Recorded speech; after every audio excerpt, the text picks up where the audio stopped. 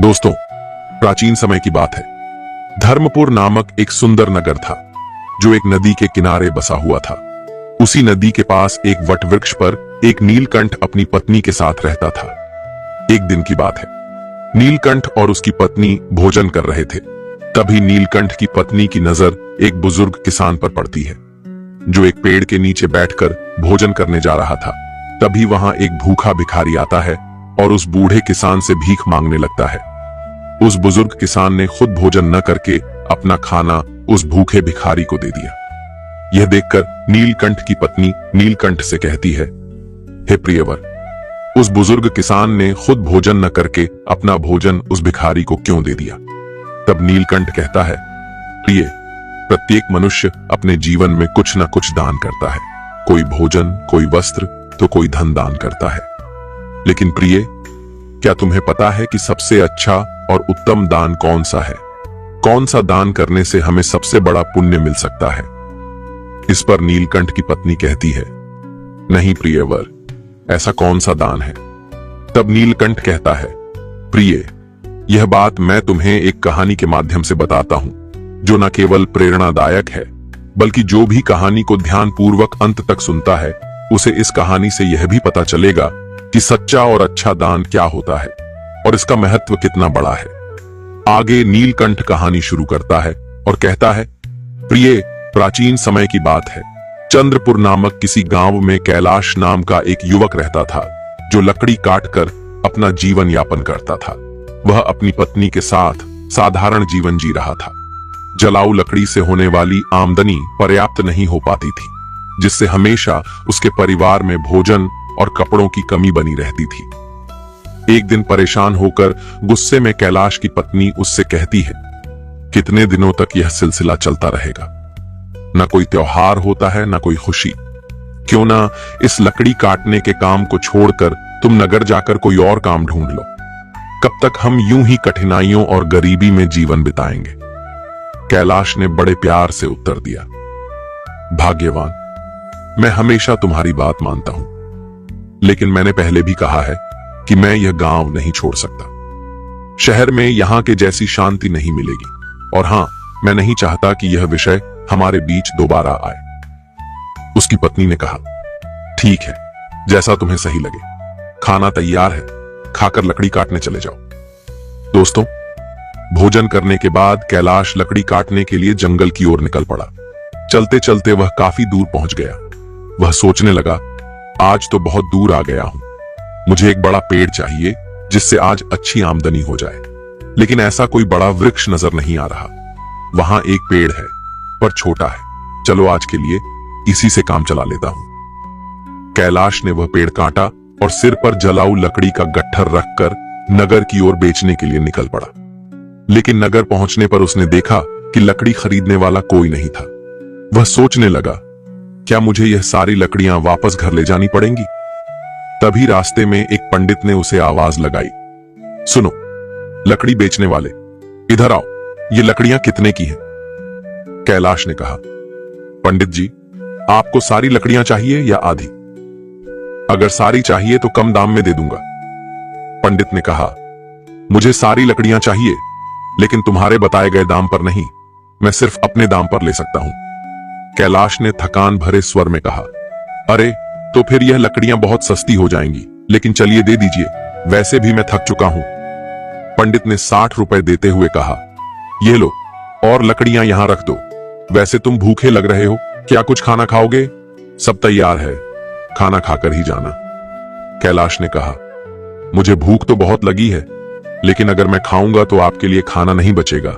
रहने दीजिए, मैं घर जाकर खा लूंगा। पंडित मुस्कुराते हुए बोले, चिंता मत करो, यहां इतना खाना है कि 20 लोग और खा सकते हैं। जब भी भूख लगे यहां आया करो।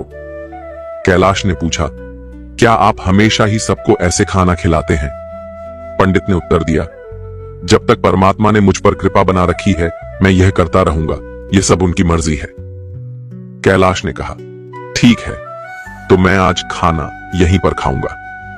उस दिन कैलाश ने उस पंडित के घर भर पेट भोजन किया और धन्यवाद देते हुए बोला, पंडित जी, आप बहुत ही दयालु और नेक दिल इंसान हैं। ऐसा अच्छा काम करने में मैं आपकी मदद करना चाहता हूं। अब से मैं लकड़ियां 60 रुपए में ही दिया करूंगा। पंडित ने कहा, बेटा सकुशल घर जाना। कैलाश ने काटी हुई सारी लकड़ियां पंडित को 60 रुपए में दे दी और घर की ओर निकल गया। घर पहुंचते ही उसकी पत्नी ने पूछा, इतनी देर क्यों हो गई? क्या आज लकड़ियों का अच्छा सौदा मिल गया? लाओ पैसे। कैलाश ने उत्तर दिया, देखो सौदा अच्छा तो नहीं था, आज केवल 60 रुपए ही मिले हैं, ये लो। उसकी पत्नी ने आश्चर्य से पूछा, क्या सच में तुम मुझे केवल 60 रुपए दे रहे हो? मैंने सोचा था कि आज शायद 2 गुना कमा कर लाओगे, लेकिन तुमने तो आधे ही दिए हैं। इतनी देर तक तुम कहां थे, क्या कर रहे थे? तब कैलाश ने कहा, मैं लकड़ियां बेचने गया था, लेकिन खरीदने वाला कोई नहीं मिला। फिर पास के नगर में धर्मपाल पंडित नामक एक विद्वान के घर चला गया। उनके यहां जो भी जाता है वे उसे प्यार से भोजन कराते हैं। ऐसे लोगों के लिए हमें कुछ करना चाहिए। उसकी पत्नी ने पूछा, हमेशा खाना खिलाते हैं? फिर तो वे बहुत अमीर होंगे, नहीं तो इतने लोगों को खाना कैसे खिलाते हैं और तुमने उनकी मदद कैसे की? कैलाश ने कहा, वे उतने अमीर नहीं हैं जितना तुम सोच रही हो। वे एक अच्छी भावना रखते हैं और उस नगर के मंदिर के पुजारी हैं। वे अपनी मेहनत की कमाई से ही सबको खिलाते हैं। मैंने उनकी मदद के लिए कहा कि मैं उनके लिए हमेशा लकड़ियां 60 रुपए में ही काट कर दे दिया करूंगा। उसकी पत्नी ने कहा, क्या इतना काफी है? अगर तुम 2 गट्ठर लकड़ी नहीं काट सकते तो हर दिन 60 रुपए में घर कैसे चलेगा? मुझे बताओ। कैलाश ने उत्तर दिया, मैं अपनी हर कोशिश करूंगा और जो भगवान की इच्छा होगी वह होगा। आज मैंने उनके घर खाना खाया है, एक दिन तुम्हें भी वहां ले चलूंगा। इसके बाद कैलाश ने हर दिन जलाऊ लकड़ी काटी और अपने वादे के मुताबिक पंडित को सिर्फ 60 रुपए में ही बेचा। एक दिन पंडित भोजन करने बैठे ही थे कि बाहर से आवाज आई, पंडित महाराज लकड़ी लेकर आया हूं, यहां आकर लकड़ियां ले लीजिए ताकि मैं जा सकूं। पंडित ने बाहर आकर कहा, कैलाश मैं तुम्हें 60 रुपए नहीं दे सकता, तुम अपनी लकड़ियां वापस ले जाओ। कैलाश ने कहा, पैसे कल दे देना, लेकिन लकड़ियां यहीं छोड़ूंगा, मुझे बहुत भूख लगी है। क्या आप मुझे भोजन दे सकते हैं? वैसे भी आप सबको खिलाते हैं। पंडित ने मुस्कुराते हुए कहा, क्यों नहीं कैलाश, पहले अपने हाथ पैर धो लो, तब तक मैं भोजन की व्यवस्था करता हूं। पंडित ने घर के अंदर जाकर अपनी पत्नी से यह बात कही। उसकी पत्नी बोली, आपने ऐसा वादा क्यों किया? हमारे घर में खाने के लिए कुछ भी नहीं बचा है, सिवाय उस भोजन के जो मैंने अभी आपको परोसा है। पंडित की पत्नी बोली, इस समय हम कैलाश को कैसे खिलाएंगे? सारा खाना खत्म हो चुका है, क्या आपको यह नहीं पता? पंडित बोले, अरे इसमें कौन सी बड़ी बात हो गई? तुमने जो खाना परोसा है वह कैलाश के लिए पर्याप्त है।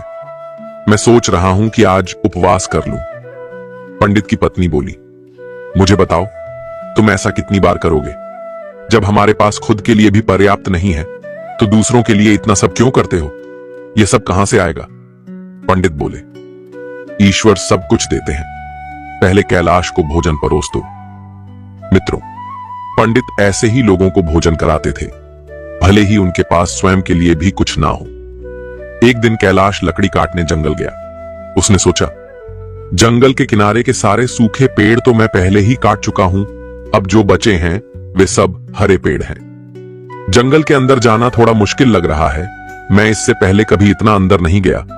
यहां जंगली जानवर भी हो सकते हैं, अगर मुझे कुछ हो गया तो क्या होगा? यह सोचकर वह जंगल के भीतर डरते डरते चला गया। वह काफी दूर निकल गया, लेकिन कोई उपयुक्त पेड़ नहीं मिला। अचानक उसे एक बड़ा पेड़ दिखा। उसने सोचा, यह शाखा तो काफी मजबूत है, इसे काटूं तो 3 गट्ठर लकड़ी बन जाएंगे। पहले ही बहुत देर हो चुकी है। यह सोचकर कैलाश उस पेड़ पर चढ़ गया। वह उसी शाखा पर बैठ गया और उसी को काटने लगा। शाखा बहुत बड़ी थी, इसलिए कटने के बाद वह बगल के पेड़ और एक छोटे टीले के पास गिर गई। तभी अचानक वहां एक साधु प्रकट हुए और बोले, मेरी तपस्या किसने भंग की? लगता है यह तुम ही थे। साधु क्रोध से भर गए और बोले, मैं तुम्हें श्राप देता हूं कि तुम कुत्ते बन जाओगे।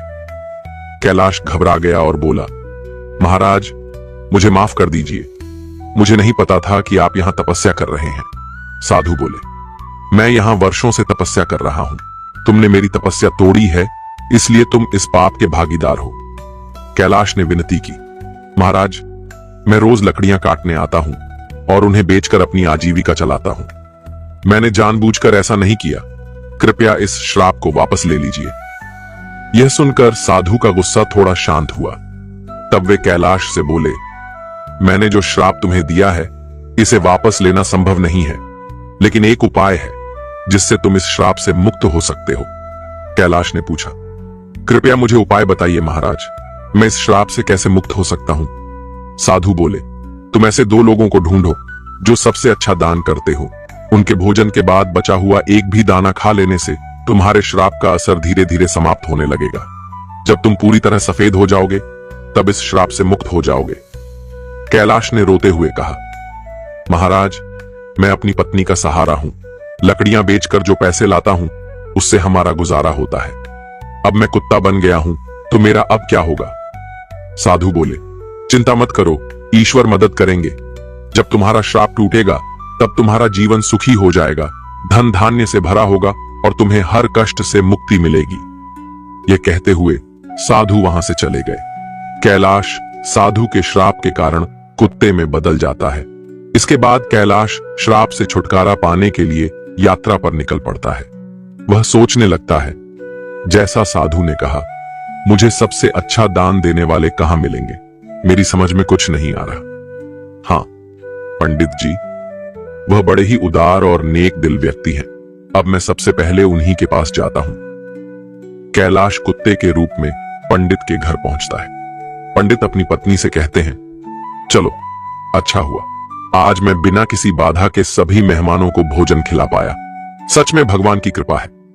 पंडित के भोजन कर लेने के बाद उनकी पत्नी ने बचे हुए भोजन को बाहर फेंक दिया। कैलाश कुत्ते के रूप में वहां पहुंचा और पंडित के बचे हुए भोजन को खा लिया। खाना खाते ही उसका आधा शरीर सफेद हो गया। कैलाश खुशी से कहता है, मुझे पता था कि पंडित जी बहुत ही दयालु व्यक्ति हैं। मुझे आधे श्राप से मुक्ति मिल गई, लेकिन पूरी तरह मुक्त होने के लिए मुझे किसी और को ढूंढना होगा। ये सोचते हुए कैलाश आगे बढ़ता है। वह कहता है, अगर मैं इस श्राप से मुक्त हो गया तो मैं सुख, समृद्धि और शांति के साथ जीवन जीऊंगा। इतना कहकर कैलाश दूसरे व्यक्ति की तलाश में निकल पड़ता है। एक दिन वह मोहन नाम के एक युवक को हल जोतते हुए देखता है। कैलाश कुत्ते के रूप में उसके घर के सामने बैठ जाता है। तभी रामू नाम का एक व्यक्ति वहां से गाय लेकर जाता है। वह कहता है, मोहन बहुत ही नेक इंसान है। वह सिर्फ मुझे ही नहीं, कई और लोगों को भी गाय दान कर रहा है। ऐसे व्यक्ति को आशीर्वाद मिलना चाहिए। कैलाश यह सुनकर सोचता है, वाह, आज मुझे श्राप से मुक्ति मिल जाएगी। मोहन भी पंडित जी के जैसे ही दयालु होंगे। अब देखता हूं वह कब भोजन करते हैं। कैलाश वहां बहुत देर तक इंतजार करता है। मोहन ने जब भोजन किया और पत्तल को बाहर फेंक दिया तो कैलाश तुरंत उस पत्तल पर बचा हुआ खाना खा लेता है। लेकिन यह देखकर वह हैरान रह जाता है। वह कहता है, अरे, मेरे शरीर का रंग नहीं बदला। मोहन ने तो गाय का दान भी किया था, फिर भी यह क्यों नहीं हुआ? मुझे कुछ समझ नहीं आ रहा। थोड़ी देर बाद कैलाश वापस पंडित जी के घर के बाहर आकर बैठ गया। वहां उसने 2 युवकों को बातचीत करते हुए सुना। पहला युवक बोला, अरे भाई, आज मोहन ने फिर गाय का दान दिया। दूसरा युवक बोला, हां, वह चाहे कितना भी बड़ा दानी दिखे, लेकिन हमेशा नगर के बाहर वालों को ही बुलाकर दान करता है। सच जानोगे तो हैरान रह जाओगे। उसकी सारी गाय 2 महीने से ज्यादा दूध नहीं देती। पहला युवक चौंक कर बोला, क्या? अगर वह ऐसा करता है तो उसे अवश्य ही पाप लगेगा। हमारे राजा की तरह कोई और नहीं कर सकता। वह एक महान दानी है। 1 हफ्ते से खाना बांट रहे हैं और कल आखिरी दिन अन्य दान के साथ वस्त्र दान भी करेंगे। राजा खुद वहां सबके साथ 1 हफ्ते से खाना खा रहे हैं। कभी उनके जैसा परोपकारी देखा है कहीं? अरे, यह तो कुछ भी नहीं। उन्होंने हमारे नगर में अच्छी सड़कें बनवाई हैं, हर जगह कुएं और तालाब खुदवा दिए हैं। सच में उन्होंने हमारे लिए बहुत कुछ किया है। ऐसा धर्मात्मा मैंने कभी नहीं देखा। यह बातें सुनकर कैलाश बहुत खुश हुआ। उसके मन में विचार आया, चलो, अब तो तय है कि मुझे मेरे श्राप से मुक्ति मिल जाएगी। मुझे तुरंत राजा के पास जाना चाहिए। वह राजमहल में नहीं, बल्कि लोगों के साथ खाना खा रहे हैं। इस अवसर का लाभ उठाना चाहिए। अगले ही दिन कैलाश उस जगह पहुंच गया जहां राजा भोजन करा रहे थे। वहां उसने राजा को कपड़े बांटते हुए देखा। वह सोचने लगा, राजा कितने महान हैं, वह भोजन देने के साथ साथ सभी को वस्त्र भी बांट रहे हैं। मैं जिन अच्छे लोगों को ढूंढ रहा था, निश्चय ही यह वही व्यक्ति है। मुझे उनके भोजन के बाद इंतजार करना होगा। राजा के भोजन करने के बाद सैनिक उस पत्ते को बाहर फेंक देते हैं जिसमें राजा ने खाना खाया था। यह देखकर कैलाश वहां गया और उस पत्ते में से बचा हुआ खाना खा लिया, लेकिन यह देखकर वह चौंक गया। उसने कहा, अरे यह क्या? इतने महान दानी राजा का भोजन करने के बाद भी मेरा रंग नहीं बदला। यह श्राप तो किसी दूसरी वजह से लग रहा है। मुझे तुरंत उस साधु के पास जाना चाहिए जिन्होंने मुझे यह श्राप दिया। कैलाश उस स्थान पर पहुंचता है जहां साधु मौजूद थे। वह साधु को प्रणाम करता है। साधु उसे निराश देखकर पूछते हैं, क्या हुआ कैलाश? ऐसा लगता है कि तुम्हें अभी तक केवल एक ही सही व्यक्ति मिला है। तुम्हारा केवल आधा रंग ही बदला है। क्या तुम्हें और कोई नहीं मिला? श्राप मिले हुए भी काफी समय हो गया। कैलाश कहता है, महाराज, पंडित जी का खाना खाकर मैं आधा ठीक हो गया। इसके बाद मैंने उनसे भी बड़े दानी लोगों को देखा, लेकिन उनके खाने का कोई असर नहीं हुआ। साधु थोड़ी देर रुककर बोलते हैं, इसमें आश्चर्य की बात नहीं है। उनके कर्मों का वास्तविक स्वरूप जानना जरूरी है। आगे कैलाश कहता है, इसके अलावा हमारे नगर के राजा बहुत धर्मी हैं। एक हफ्ते तक राजा ने सभी को भोजन कराया और वस्त्र भी बांटे। इतने धर्मप्राय व्यक्ति द्वारा खाया हुआ भोजन खाने के बाद भी मैं श्राप से मुक्त नहीं हो पाया। इसमें कुछ रहस्य जरूर है। मुझे कुछ समझ नहीं आ रहा है महाराज, कृपया आप ही बताइए। साधु ने कहा, कैलाश, जिन जिन लोगों को तुमने देखा उनमें से किसी का दान सच्चा दान नहीं था। मोहन ऐसी चीजें दान कर रहा था जिनकी उसे कोई जरूरत नहीं थी। अगर उसे उनकी जरूरत होती तो वह उन्हें कभी दान नहीं करता। और राजा जो कुछ भी देता है उसे दान नहीं माना जा सकता, क्योंकि वह खुद नहीं कमाता। वह तुम्हारे जैसे लोगों द्वारा दिए गए राजस्व का उपयोग राज्य के लोगों पर करता है। साधु ने आगे कहा, कल के दान में जो भोजन और वस्त्र बांटे गए वे भी राजस्व से ही आए थे। इसीलिए राजा द्वारा किया गया दान दान नहीं माना जाएगा। वह सिर्फ लोगों का पैसा लोगों पर खर्च कर रहा है। ऐसे में राजा के भोजन का तुम्हारे श्राप पर कोई असर नहीं हो सकता। समझ लो, सही दान वही था जो पंडित ने भूखे को भोजन देकर किया।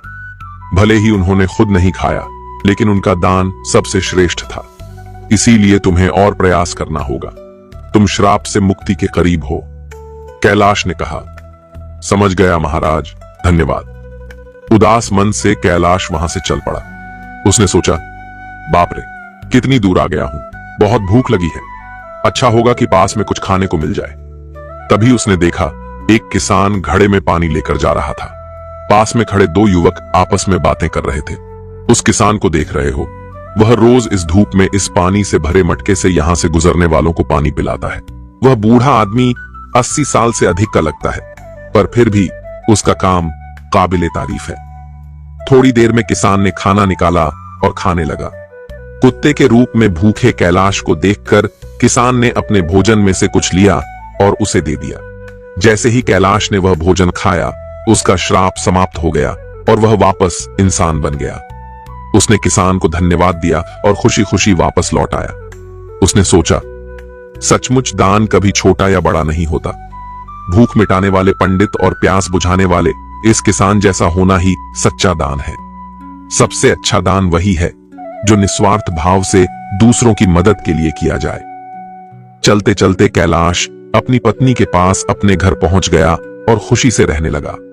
उधर पंडित ने इतना दान कर दिया था कि उसकी आर्थिक स्थिति खराब हो चुकी थी। जब उसकी पत्नी ने उससे कहा, पास के नगर में एक राजा रहते हैं जो पुण्य को खरीद लेते हैं, आप उनके पास जाकर अपना कुछ पुण्य बेचकर पैसे ले आइए ताकि हमारा काम चल सके। पंडित ने पहले तो मना कर दिया, लेकिन पत्नी के बार बार कहने पर वह जाने को तैयार हो गया।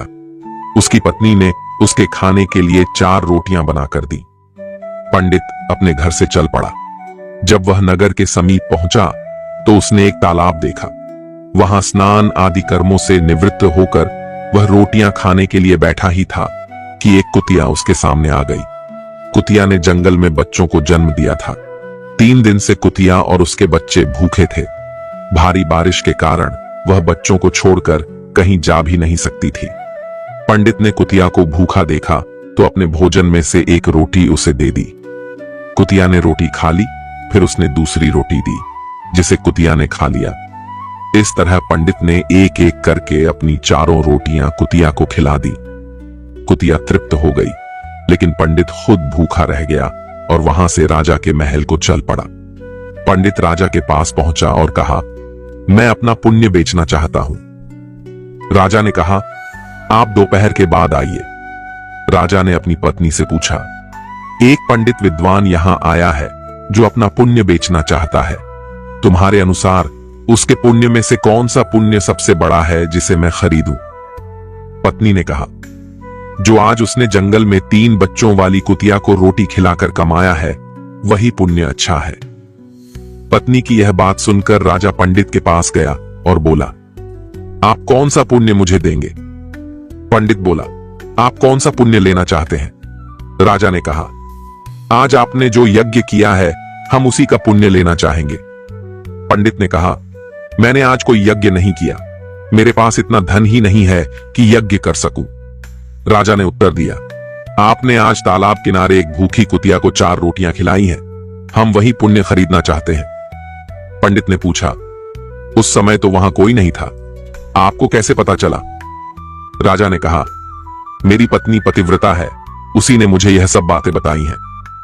पंडित ने कहा, बहुत अच्छा, ले लीजिए, लेकिन इसका मूल्य क्या देंगे? राजा ने कहा, आपकी रोटियों जितने वजन की थीं, मैं उतने ही वजन के हीरे मोती तौल कर दूंगा। पंडित ने सहमति दे दी। राजा ने अंदाज से उतने ही वजन की 4 रोटियां बनवाई। राजा ने रोटियों के वजन की बराबरी के लिए तराजू में हीरे और मोती रखवा दिए, लेकिन जितने भी रत्न रखे गए, रोटी वाला पलड़ा ऊपर नहीं उठा। राजा ने कहा, और रत्न लेकर आओ। जब पंडित ने अपने पुण्य का ऐसा प्रभाव देखा तो उसकी आंखें खुल गई। उसने कहा, राजा जी, मैं अभी यह पुण्य नहीं बेचूंगा। राजा बोला, जैसी आपकी इच्छा। पंडित वहां से चला गया और अपने घर की ओर लौटने लगा। लौटते समय वह उसी तालाब के पास पहुंचा जहां उसने कुतिया को रोटियां खिलाई थी। वहां पहुंचकर वह एक पेड़ के नीचे बैठ गया और कुछ सोचने लगा। तभी वहां एक संत आए। जब उन्होंने पंडित को चिंतित देखा तो कहने लगे, क्या बात है पुत्र, बहुत चिंतित लग रहे हो। पंडित ने महात्मा को प्रणाम किया और सारी बात बताई। इस पर महात्मा बोले, पुत्र, तुमने उचित किया। पुण्य का सौदा नहीं किया जाता, वह तो स्वयं फलदायी होता है। जो मनुष्य जैसा कर्म करेगा, समय आने पर उसका वैसा ही फल उसे मिलेगा।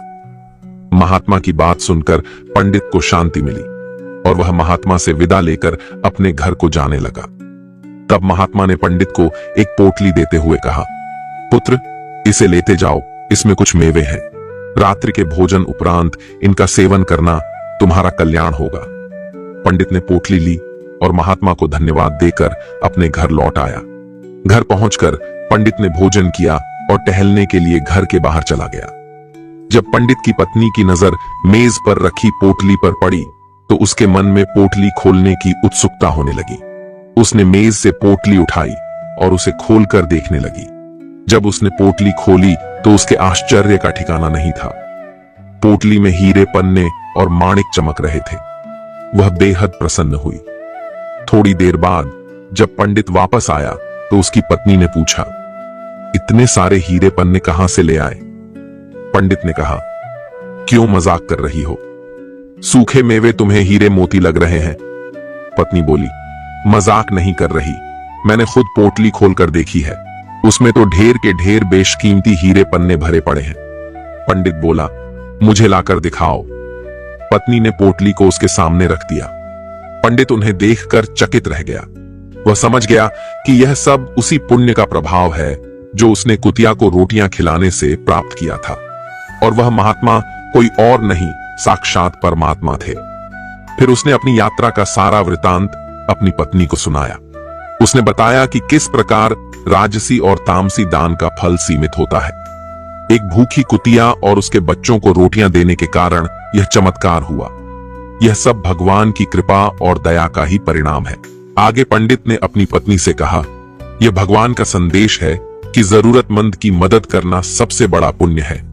जो व्यक्ति दुखियों और अभावग्रस्त लोगों की सहायता करता है उसे ईश्वर अनंत गुणा फल प्रदान करते हैं। दोस्तों, आज के समय समाज में कई लोग दान सिर्फ अपने मान सम्मान और प्रतिष्ठा के लिए करते हैं। दिखावे के दान से ना तो सच्चा पुण्य मिलता है और ना ही इसका कोई दीर्घकालिक प्रभाव होता है।